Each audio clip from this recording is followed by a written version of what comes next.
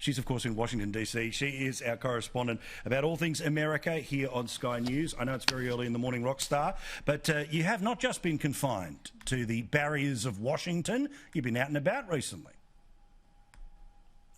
I have. I get the special privilege of travelling during the pandemic. And the reason we were on the road this week was to speak to Republicans in Arizona. Now, we picked Arizona because it's pretty interesting when you look at it in the broader context of what's happening with the Republican Party right across America. And what's happening is they're grappling with how to deal with the legacy of Donald Trump when a significant part of the party still hasn't accepted the election result. And so we've been speaking to people, and Arizona was really interesting because Senator Jeff Flake, he's one of the Republicans that was censured by the Republican Party, was speaking about the number of Republicans who've left the party, saying that there's been up to 10,000, even since the riot at the Capitol, that have left. Now, the way that was framed sounded like it was people leaving in disgust because they were no longer identifying with the party and might go Democrat.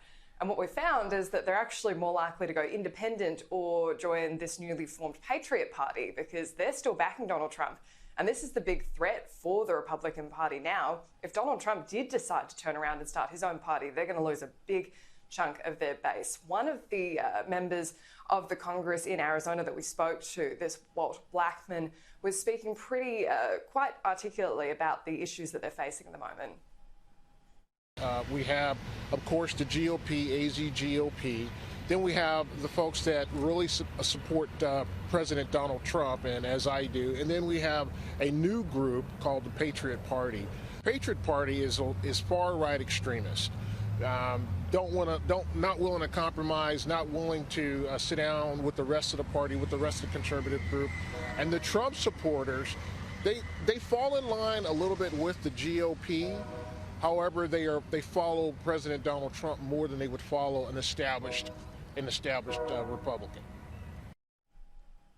So, Paul, we did go along to a Patriot Party meeting. They're having quite a few at the moment, and even normal Trump events are starting to be taken over by people from the Patriot Party saying, look, it's time to sign over. But at this Patriot Party meeting I went to, they didn't quite agree with Walt Blackman's assessment of the situation. They were saying they were more than happy to stay with the Republican Party, but they certainly have some pretty strict interpretations of how they think the party should handle this issue of the vote counting. There's still an audit of the voting machines in Arizona underway at the moment, and they're still not happy with how that's being conducted.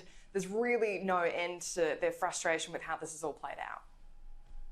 The GOP, the Republican Party, is really controlled by the establishment. So because of that, people are very upset, and they've been flocking to us in droves. Our entire goal is to restore and maintain constitutional conservative leadership in Arizona, and by doing that, we have to hold the GOP accountable and remove what we call the rhinos, or the Republicans in name only. So, Paul, I was there for the week talking to people on the ground about what matters to them, how they're feeling about what's going to happen next. We're going to roll these stories out throughout the week, but we thought we'd give you and your viewers a little exclusive glimpse of what we've been looking at. See, God love you. See, this is what happens when you get the friend on and work gets to pay for it, the presents that she has given in here. Now, in a second, I'll bring in everyone else into the conversation, but what's fascinating is that, I mean, that bloke you mentioned before, Jeff Flake, he was essentially sort of one of the first off the Trump train after Trump became president, quickly became a never-Trumper. In Arizona, it's sort of the ultimate example of what is right and wrong, depending on your view, with the Republican Party, right, which was essentially the McCain machine that was more than happy for the Trump people to vote for McCain but not end up running the party like they ended up doing under Trump. They went out of their way to push things Biden's way, and the state of Arizona ended up going Biden's way. Same issues to a degree in Georgia and other issues. But it's always interesting, isn't it, about, you know, when you've just got a number like X thousand people have left the party, right? People get to interpret that whichever way that they want. But I think that your take on it is good to hear here, because my take as the observer, but you've been there, right, is that, yes, there are people who've said, I don't want to be associated with this, but I reckon the majority were like, you know what, you didn't stand up for Trump, I'm out. And it is interesting to see that many people changing their registration right after the election, right after the riots. That is very unusual. Usually people only change their party registration when it comes to things like the primaries or before an election. But the primaries is the really key one when you want to be that registered with one party so you can participate.